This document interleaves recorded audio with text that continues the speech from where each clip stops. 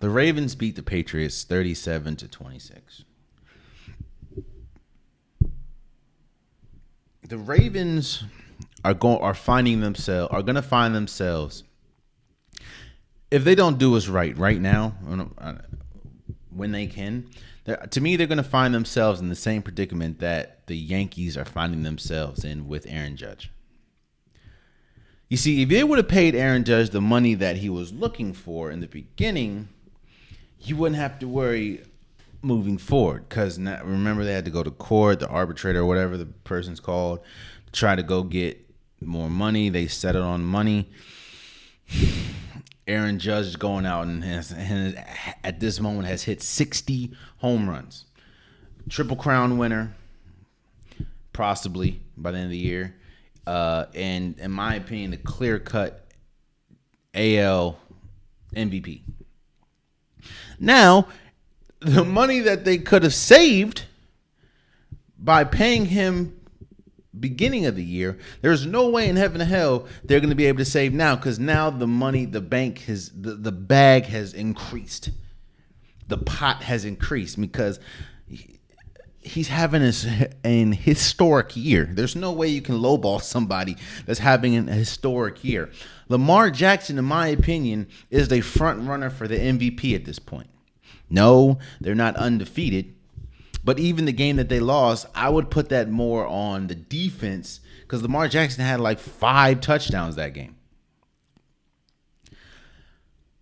Yo, Lamar Jackson is different.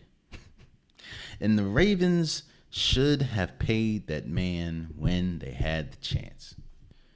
Because I promise you, there's no way that whatever he was asking for the beginning of the year, there's no way that he's going back to the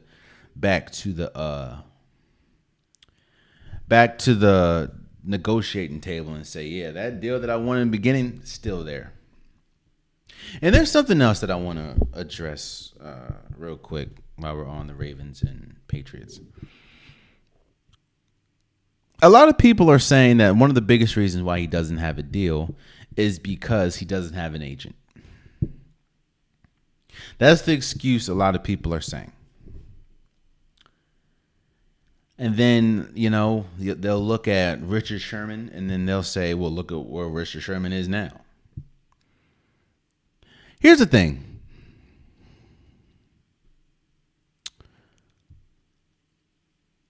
When you're negotiating, when your future is on the line, I understand that there's a normal way of going about things. There is, you get an agent, the agent handles all that. You pay that agent out of whatever the hell you get from your contract. Cool.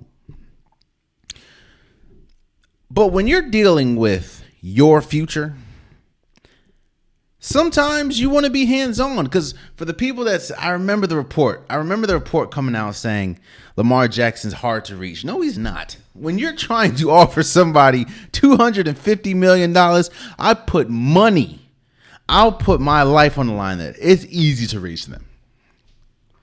What it is people want to go into the negotiating table and think just because you don't have an agent that you're not. There's a stigma to people that want to bypass the agent and just deal with their contract, their future hands, like themselves. Same thing and shouts out to Marcus Spears that said it. That's the same thinking that you have when you hear all these anonymous reports saying Lamar Jackson, if he won 12 MVPs, he still wouldn't be a 1.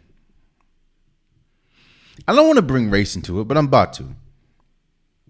And shouts out again to Marcus Spears for saying that. Imagine if this was Kirk Cousins that was putting up these Lamar Jackson numbers. You think that unanimous, whoever it was, would say that Kirk Cousins isn't a number 1 if he had 12 MVPs or he was putting up the numbers Lamar Jackson's putting up?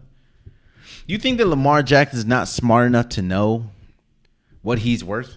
An agent has to do that. An agent has to be the one to tell him that. An agent has to be the one to hear from the team. Well, you can't do this, and this. Like, you telling me Lamar Jackson not smart, and his representation, which I think is his mother.